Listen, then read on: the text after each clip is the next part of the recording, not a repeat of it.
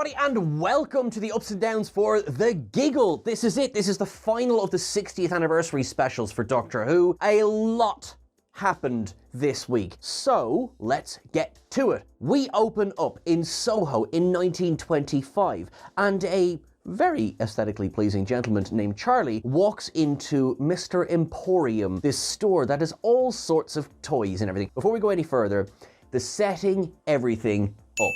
Really enjoyed how this episode kicks off. We get that really sinister, just kind of off-key scene between himself and, of course, Neil Patrick Harris as the owner of the establishment. And, I mean, apart from being, you know, a bloody thorough salesman, we get a very unpleasant exchange between the two. Now, Charlie is there to purchase something for his employer, who it turns out is John Logie Baird, who we suspected for quite a while now, based on a lot of the things that were in the trailers and in the marketing, that yes, there will be a portion of this episode that focuses around the very first ever broadcast image on television, Stooky Bill. There's so much in this opening scene. The threat, the evil that is standing there behind the counter, as well as the unsettlingly over-the-top, sort of fake, pleasant exchange. Charlie is very clearly uncomfortable and does manage to say no to the, kind of pushy salesmanship of the owner of the establishment. You know, he's like, you can't leave Stooky Bill on his own, you gotta bring Stooky wife and Stooky babbies as well. Yes, I did forget the wife's name, but sure, listen, we're kind of running on fumes. The toy maker, and for right now, more specifically, Neil Patrick Harris, taken up. As the episode goes on, and what we find out and what we see is the role Neil Patrick Harris was born to play. He just brings that energy, he brings that sinister edge to it. You know, this came after Neil Patrick Harris and Russell T Davies had worked together on It's a Sin. They knew that they had this good working relationship, that they could bring this lead energy to it. And quite frankly, this is a role that could have absolutely this could have gone so far into camp that it could have been ridiculous. It doesn't do that at all. It lands. See, I would say this toy maker is much more chaotic than Michael Gough's toy maker was back in the 60s, and yet they are both still so clearly the same character. It's something that's gone from quite a sinister game master, if you will, to more of an overtly over-the-top reveling in the chaos. This opening scene ends with poor Stooky Bill's head going on fire, including all that lovely human hair that was plucked from a young woman's head who, well, won't have anything to worry about going forward. The toy maker just full-on admits murder to Charlie, who then just goes, huh, no way, I'll have the doll, please. Yep, goes on fire. That's the end of the scene. We do get a shot of Logie Baird there, delighted with the fact that television will never in any way spread any kind of sinister mission ever. After the credits pop, we've got the Doctor and Donna seeing chaos in the streets of London? Yeah, that wasn't filmed in London. But anyway, and we do get, to address it straight away, we get a body double in a wheelchair for Wilf, because as we know, Bernard Cribbins was not able to film any more scenes for the specials after his short cameo that we saw at the end of last week's episode. Initially, I was very frustrated with how quickly the news of this being Wilf's only appearance dropped. And I do mean, like, the episode had just finished airing and it was up online from the official channels. So last week, my frustration was that within moments, Wilf had been spoiled to the world. But also, to be fair, it was the announcement that it was Wilf's only scene, which meant we didn't have a week of gearing up to expecting, you know, what would Wilf be doing in the Giggle? And the answer, of course, is, well, next to nothing. But we didn't have 7 days of gearing up to that. Wilf was brought straight away to safety, and I think it's a sweet way of just getting him out of the action without forgetting that the last episode ended with the three of them together. I have something of it might seem like a strange down, but we discover that the Giggle has been around forever, right? It's Stooky Bill, the first image on television. This then has been burned into people's minds since 1925. Okay, the whole world, with the ascension of this final satellite in the network, not Archangel though, very nice to get that shout out. Everyone now has access to a screen. you know, what is it they say? From the highest tips to the deepest depths, everyone has connection to the internet. So basically, my first down is we see a bit of the destruction caused by the Giggle going live, or, well, the Giggle, you know, getting as worldwide as possibly is. And we're told how bad it is, but you don't really get that sense of menace. See, in many ways, it's quite an intimate story for all of its expansiveness. And I think one thing where it did, unfortunately, that hurt it a little bit is that you don't get that sense of worldwide chaos. You do get some scenes, of course, the Shard is on fire, you do get scenes of people running in the streets, but it does all seem very, hey, do you remember that time the entire world went crazy for 2 days? Yeah, that's pretty bad, isn't it? Yeah, someone crashed a plane. That's very bad. Yeah. We'll have to trust you on that one. Then, you know, on the flip side of that down, you have this feeling that it's something, it almost feels in a way like a bit like a bottle show. You know, you spend a lot of the action in Unit Tower, which, by the way, Unit Tower, that's an up, love that design. You spend a lot of the action there, or you spend it in the Toymaker's lair, which is I love the design of it. I love what that looks like. I'm not complaining by any means about the bottle show of it all. I like that. It's the fact that we're told it's much bigger than it is. Anyway. As the Doctor lands at Unit Tower, he walks in and he's presented information, and he's given information by taking up the return of Bonnie Langford. Mel Bush first appeared in The Trial of a Time Lord, the episode The Ultimate Foe, out of order. So actually, at the time, the established companion was Perry. Toward the end of The Trial of a Time Lord, we would see the exit of Perry, which would then lead to the pairing up of the 6th Doctor and Mel. Now, Mel would carry over to be the 7th Doctor's companion before Ace. So very much she is of the, you know, toward the end, if you like, but of the classic series of Doctor Who. And what we don't do is we don't do what we did with Tegan and Ace. It was fantastic to see Tegan and Ace back in The Power of the Doctor. And of course, we do get that little cameo from Mel in that, you know, the companion's support scene. But what we get here is a well-adjusted, happy companion who's just happy to see the Doctor again and is working away in unit. And I couldn't be happier about this depiction of a companion after separation from the Doctor. I just really enjoy it. And we don't waste too much time either on the, what did you do since I saw you last? It's quite quick. It's like, yep, that happened, then I hitched a lift, and now I'm here. And of course, I have no family. All of this tying back into Mel's preceding storyline, and it's fine. They just pick up straight away. And the Doctor's like, oh, everything's good now. In a way, it's quite similar to, perhaps, I will say, sorry, for me personally, didn't have the same emotional impact as seeing Wilfin going, absolutely everything's okay now, just because I was a crying mess at the time. But here you get that warmth, you get that familiarity. Really, really enjoyed this reunion scene. Plus, so many great jokes then about, I thought I was the first redhead. Actually, I was the first redhead. And I love the episode School Reunion. Okay, and I love the return of Sarah Jane Smith. I very much appreciated the, oh, you just forget us, which is something that we allude to in this episode as well, versus the jealousy over the new companion.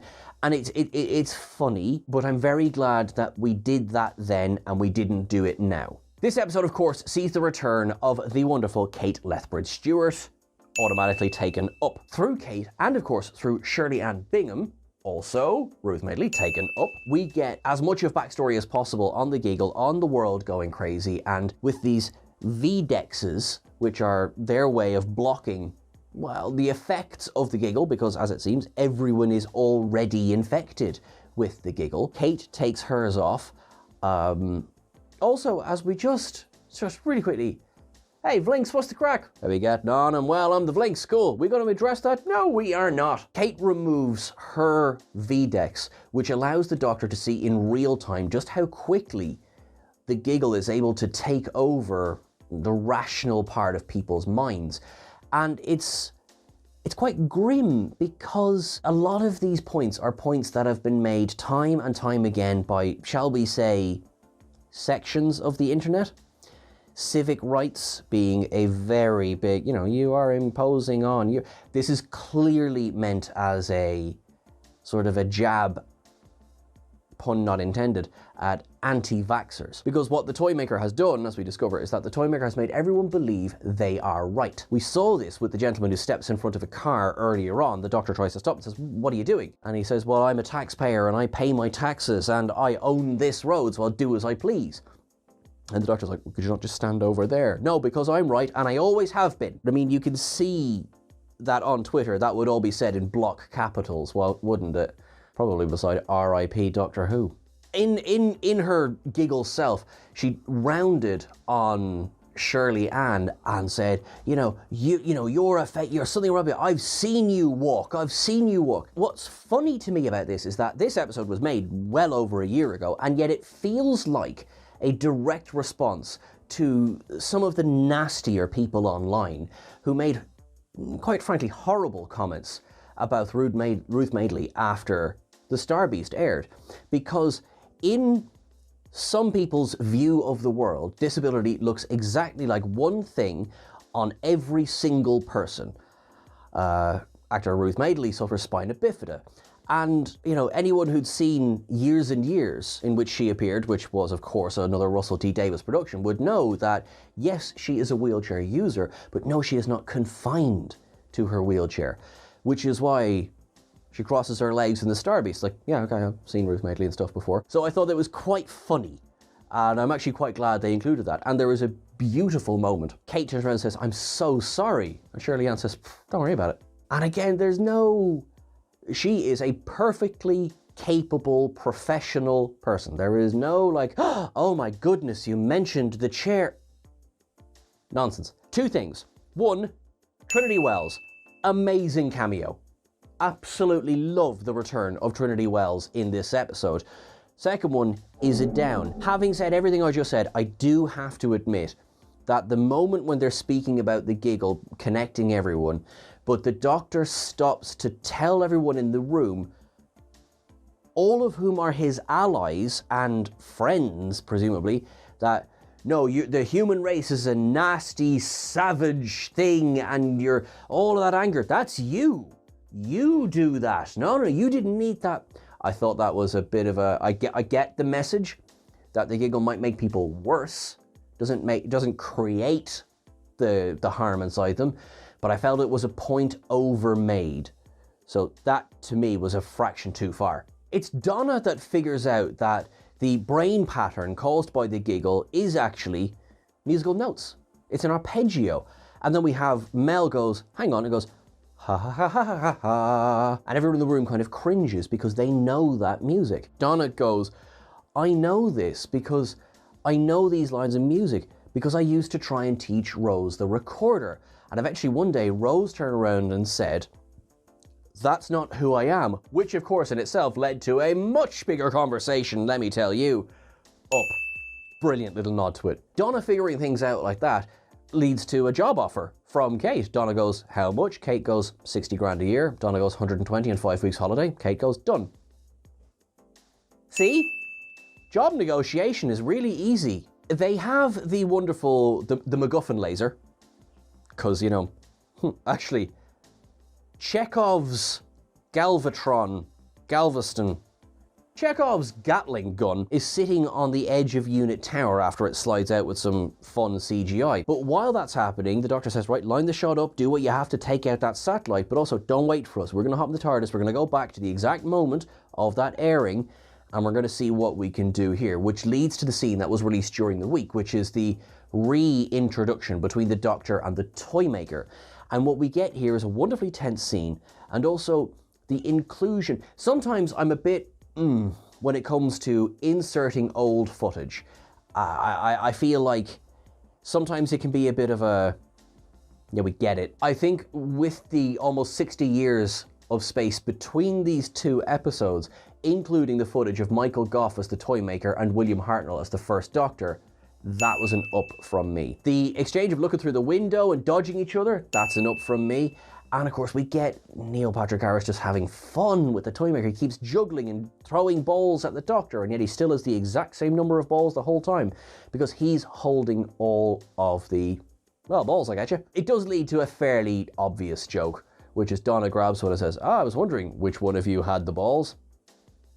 Yes, yes, yes. The Doctor saying things like get back to the TARDIS because the Toymaker is from a different universe. This goes back to the Doctor's worry at the end of Wild Blue Yonder about using salt to the edge of the universe. I did feel that that was a little bit, all right, okay, at the time. And yes, it obviously does. It plays a large part here. Oh, I could say it's silly, but it's Doctor Who. They begin to lose themselves in the Toymaker's lair, and the Doctor is beginning to really beat himself up because he's like, oh, hang on, you know, yeah, I won the last game, but that was only in between, and, you know, I'm the reason that the Toymaker became aware of this universe, and it's on me, and, you know, the game is going to be stacked. And Donna just kind of goes, stop it now. On the go, they're having good conversations. Just walking from the TARDIS to the shop, they spoke about, you know, well, you've never mentioned Mel. You don't talk about your previous companions. And we almost get an answer from the Doctor. The Doctor goes, I'm 1 billion years old. Which, by the way, I'm not taking literally. I know there will be people, and frankly, this is going to sound like a joke, but I appreciate the people who do check the amount of years the Doctor has to their name, because it is very interesting and it is kind of crucial. But I'm not counting the time of the confession dial for this one, because otherwise he's a lot older than 1 billion. So I'm thinking this is an exaggeration. Like, you know, when you say, oh God, I've tried 1 billion times. No, you didn't. Of course you didn't. You might have tried 20. But I like that. They have that comfort between them as friends. And so when he says I'm 1 billion years old, I can't remember everyone. But we know the Doctor remembers everyone. You know, this goes back to the man who regrets and the man who forgets from the 50th anniversary. I think that's a very nice tie-in there. But here you have Donna, you know, metaphorically slap him across the face and go, right, now shut up for a second. Now this is an up because there's a lovely reference to Geoffrey Noble here, played by Howard Atfield in The Runaway Bride, and who was due to reprise the role in season 4, but unfortunately his health led to his passing away, which led to the reintroduction of the character of Wilfred Mott. But we get that he always used to say, the new dice doesn't know what the last dice did. And I really like that. I really, really like that. Because it's sometimes your dad's the one who just has all the wisdom. Other times it's not that at all. But this is enough to kind of galvanize the Doctor a little bit. They are then, of course, immediately separated in the lair. And we get 2 scenes of proper horror. So up very much that the Doctor Who really edges into horror here. First of all, we get poor Charlie, who's been turned into a puppet because he lost his game against the Toymaker. I do just want to say this quickly. I do have a little down for some of the CGI on the puppets. It's, you know, but actually Charlie's is quite good. It's more the, I thought I was clever, the bit with David Tennant that unfortunately didn't really come across as well. However, the scene is horrific. As soon as the Doctor takes Charlie down off the wall and sort of the lack of weight, which then leads to the reveal of the neck, it's really quite horrible. And then you get a scene which seems to be directly an homage to Nightmare on Elm Street 3, The Dream Warriors, and Freddy walking an unfortunate victim along like a marionette. Donna, in true Donna fashion, enters her room. The puppet begins speaking to her. She says, my name is Donna Noble, and if you're here to play a trick, I will kill you. I like how the sort of any kind of uncertainty left Donna quite a while ago. And then we get the scariest puppet babies since Train Spotting. Stooky babbies. And they start dropping on, and I'm just like, absolutely not. Get me the hell out of that room. No, no, no, no, no. No, no, not doing that. She's able to rip them off because thankfully they're babbies. And then she grabs the wife, slams her against the wall and says, my name's Donna and you're a goner. Is it the best rhyme in the world? No. Is it amazing? Bloody yes. They are led then to the Toymaker's stage, if you will, where we get the worldwide premiere, which we've been seeing for a year. And finally, we have a context to it, which I'm really, really happy about. And we get the story of the companions who have died. And on the one hand, I want to give an up to this scene because it's sad, and there's some great comedy from the Toymaker here. You know, Amy died of old age. Well, I guess that makes it okay then. Clara is alive in her last heartbeat, traveling the universe. I guess that's okay then. And Bill's consciousness went off. You know, they don't mention Heather, but went off with the pilot. I guess that makes it easier we're going with this. Now, where there's a down, and again, I want to preface with they're talking about the ones who, for all intents and purposes, died since Donna, okay? but it goes Amy, Clara, Bill, Flux. I mean, you could mention Rory, River Song. Yes, she gets a name drop later on, but, you know, Rory. And then you could also mention Ryan, Graham, Yaz. Yaz I will come back to. But again, if one is to look at this and say, oh, it's only talking about the ones that have officially died, then I will accept that point. The Doctor challenges the toy maker to a game, and the toy maker's like, oh yeah, I'm ready to go. And Donna goes, you can't do that, you'll cheat. And the look of disgust and horror that the toy maker turns to Donna with is like, how very dare you. Shame. Oh, he just plays it so, like, as if the thought never occurred to him. And the Doctor goes on to explain, he's bound by the rules of the game. He can't. The whole point of his being is he's bound by the rules of the game. Like, he can't cheat. But it's just that moment of Neil Patrick Harris going, how dare you. In this moment as well, we get the revelation that despite having about 47 extra teeth, the toy maker does have a very special extra gold tooth containing the Master. Yes, in a quick line of throwaway dialogue, the toymaker explains that he found the Master in the last breaths of his life and offered him the chance to live if he would play his game. The Master lost his game and then ended up in a tooth. I wonder if that will come back. Well, the toymaker wins his game and he's like, right, okay, time to turn you into my puppets and away we go. And the Doctor says, I won the first game back at the time of Hartnell. You've won this one and you know what that means. The toymaker can barely contain his glee when he goes best 2 out of 3, which sets the stage for heading back toward Unit. The Doctor and Donna get back there, they get the TARDIS back, everyone's doing well, everyone's happy out, and then, hang on, who's playing music in the background there? Whopper of an up for Spice Up Your Life. This is a scene deliberately set up to echo scenes like the Master looking for the sound of drums, and of course, I accept the fact that there are people who exist who don't like Rasputin. I think that Sacha Dhawan's Master dancing to Rasputin, including the bit where the Cyberman and the Dalek look at each other, I mean, that's it. That's high on my list of Doctor Who comedy moments. But I think this one's actually overtaken that one because, again, Neil Patrick Harris smashes this. Just like he, that sounds really bad, smashes Kate against a wall with his dance. I know I shouldn't up that one, but, and he's sitting beside Shirley and he turns singing, it's singing Spice Up Your Life and he makes Mel dance and everything. And it is so funny, as well as absolutely horrific when those 2 soldiers try to stop him and he turns them into a collection of balls. We turn the head and the soldier is screaming inside it, but also send your kids to bed. This one's gone properly into horror. And I mean, that's really messed up. And you got the Doctor going, I'm really sorry, they're dead. We have to move on really quickly. And you know, he tries to say, don't bother trying to shoot. The toymaker is able to change all of their bullets into rose petals. Now, of course, our rumour mill was before that we were going, well, what does the rose petal stand for? It means they wanted to do a really nice homage to American Beauty. And they do. He's making rose petals and everything. And then suddenly he's gone. And the Doctor's like, it's not over. It's not over. Where is the toymaker?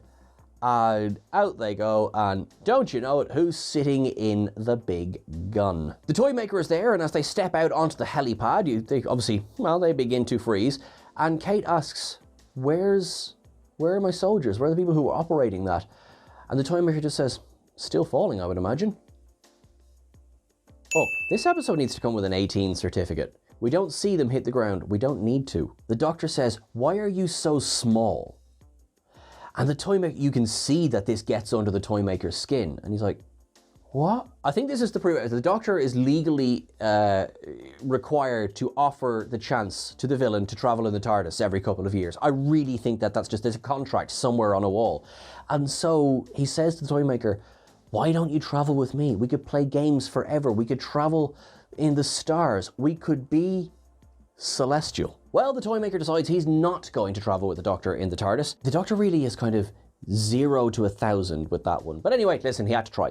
And instead would rather play with the human race that knows how to make such mad, crazy things happen as making a game about bricks falling on other bricks, which I really, really liked. And then turns the gun on the people nearest, both physically and emotionally.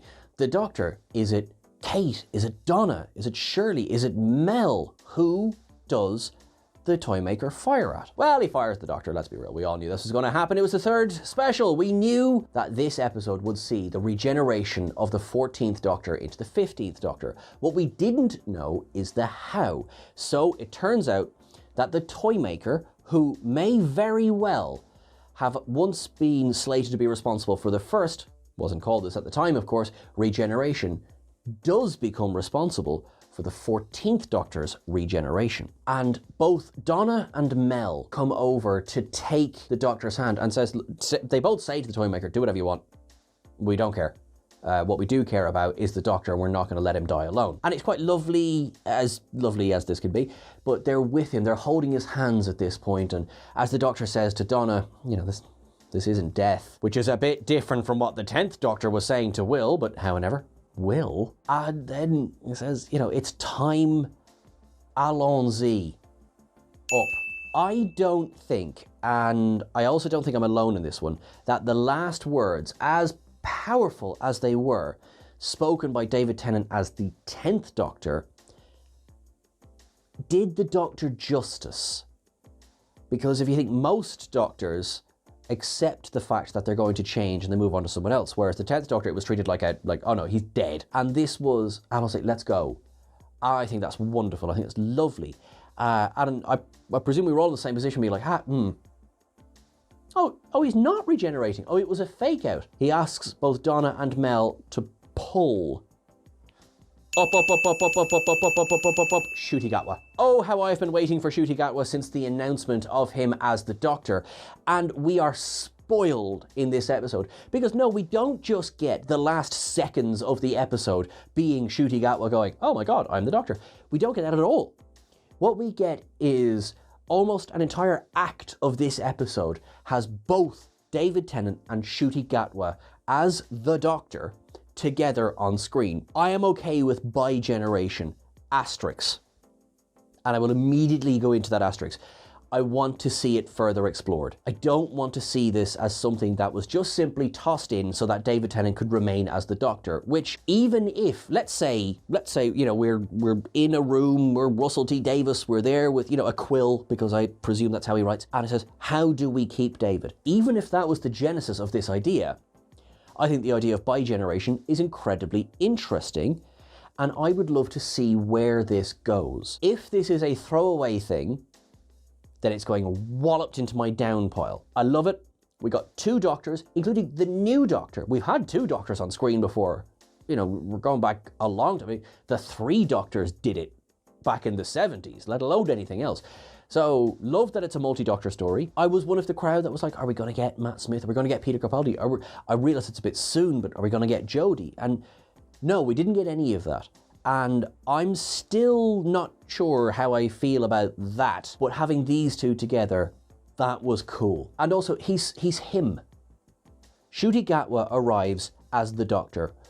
You know, there's no hint of who am I? There's no hint of what is the Doctor? What does it mean to be the Doctor? Now, we may get that going into his first series, which is fine, but in this moment here, you have the Toymaker versus the Doctor. There just happens to be 2 of them. That then leads to a pretty quick resolution to the whole issue with the Toymaker. I mean, the Toymaker is, you know, challenged the Doctor to a game. The Toymaker introduced the event that created 2 Doctors, so you can't complain about the rules of the game.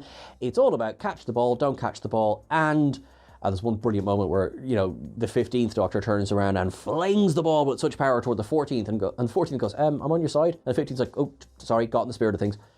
Loving that already. And yes, the Toymaker loses the game.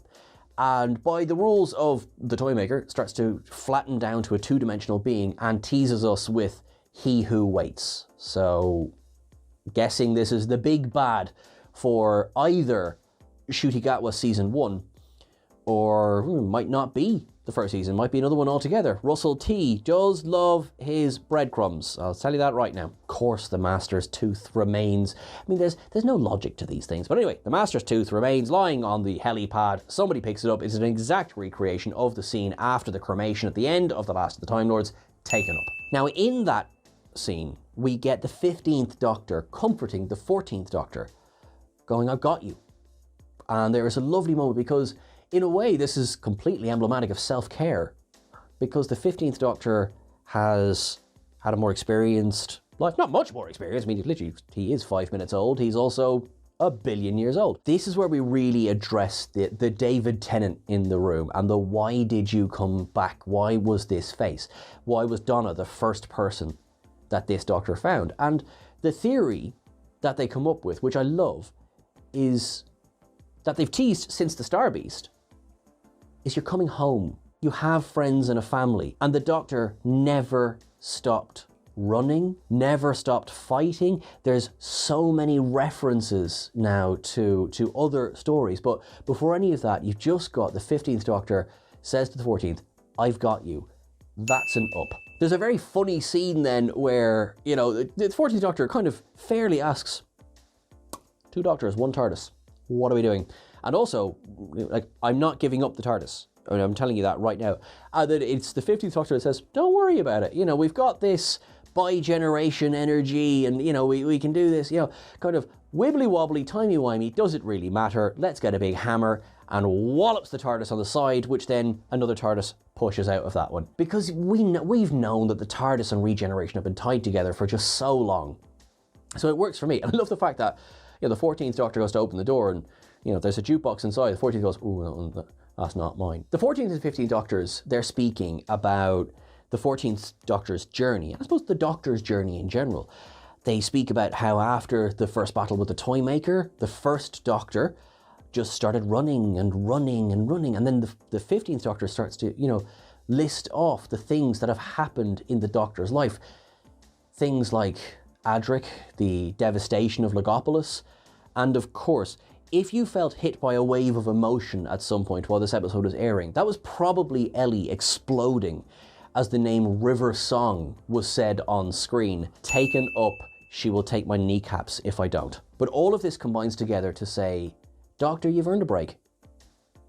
Take time off. There's 2 of us in this universe now. I mean, so quite literally, you can be in 2 places at once.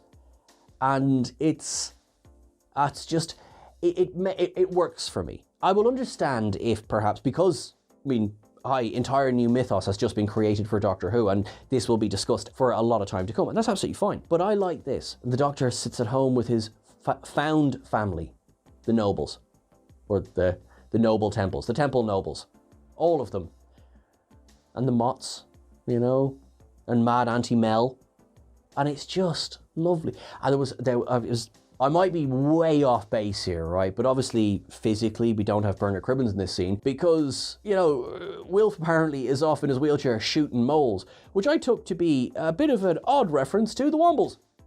Because Bernard Cribbins narrated it for so long, and the fact that the Doctor gave the moles force fields, I think they're just all having a wee bit of fun. And yeah, Wilfred shooting moles that have force fields, and the Noble Temple Mott clan with the Doctor. What an up. And last but not least, Ncuti Gatwa's legs.